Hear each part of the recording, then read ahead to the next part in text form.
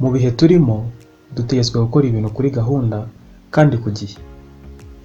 Akenshi usanga dukora ibintu byinshi icyarimwe twizeye ko uko igihe kizagenda gihita ibintu bizoroha. Ariko aho kugira ngo bigabanuke birushaho kutubana byinshi koko, haba mu buzima bwacu bwite ndetse no mu kazi kacu ka buri munsi. Ku rundi ruhande, ijambo rimwe kandi ryoroheje ari ryo oya rishobora kugukorera ibidasanzwe mu buzima bwawe. Kuki abantu benshi bagora guhakana? Ese iryo jambo ryoroheje warikoresha gute? Hehe? Ryari? Buri wese muri twe aba afite amasaha 24 ku munsi atarengaho n'isegonda. Ushobora kumenya imibereho ya buri wese witegereje ko akoresha igihe cye.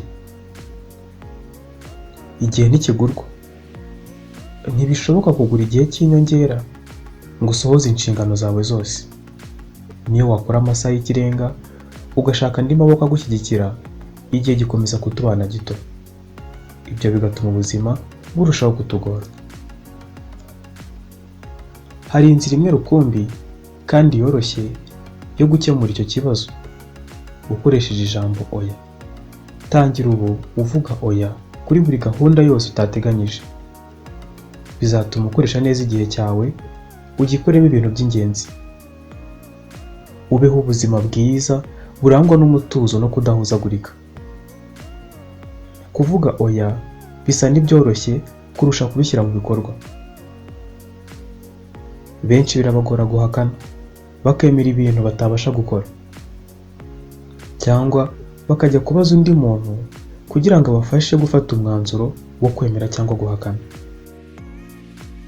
Tuvuge ko ufite umushinga uri gukoraho cyangwa ikindi kintu uhugiyemo. Birashoboka ko nta mwanya ufite wo kwita ku bindi bintu.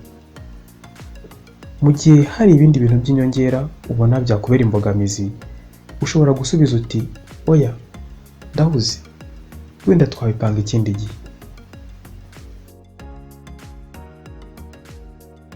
Ubuzima ni bugufi.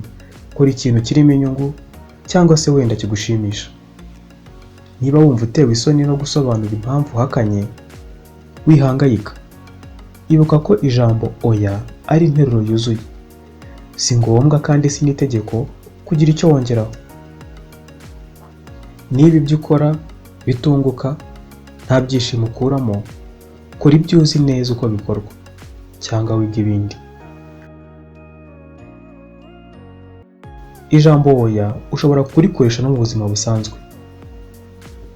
Guhakana biragora, ariko ni ingenzi cyane iyo bikozwe mu gihe nyacyo. Benshi bagira akamenyero ko gukora ibintu byinshi kugira ngo berekane ko ari abakozi b'intangarugero, ariko vuba batangira kuremererwa n'inshingano, maze bagata umwimerere w'ibyo bari bazi gukora neza kurusha ibindi. Icyizere wari ufitiwe kikarenga ukireba, kuko wananiwe guhakana igihe byari bigishoboka. Igihe cyagiye ntikigaruka, kandi gukosora amakosa hari igihe biba bitoroshye. Zirikana ko umwanya urimo hari undi muntu uri kwitoza kurushaho kugira ngo abone uko yawugeraho. Ibyo bituma ukora ibintu neza, ubiha igihe cyawe. Iyo unaniwe guhakana, bishobora kukugiraho ingaruka no mu bindi bice by'ubuzima bwawe. Ufite uburenganzira bwose bwo kuvuga oya kuri buri kintu icyo ari cyo cyose cyakubera inzitizi mu iterambere ryawe ndetse n'icyakubuza kwishima.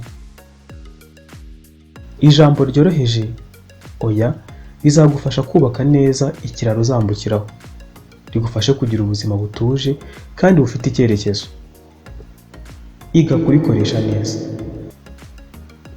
Zirikana ko ijambo oya rigutegurira kuzavuga yego mu gihe gikwiriye.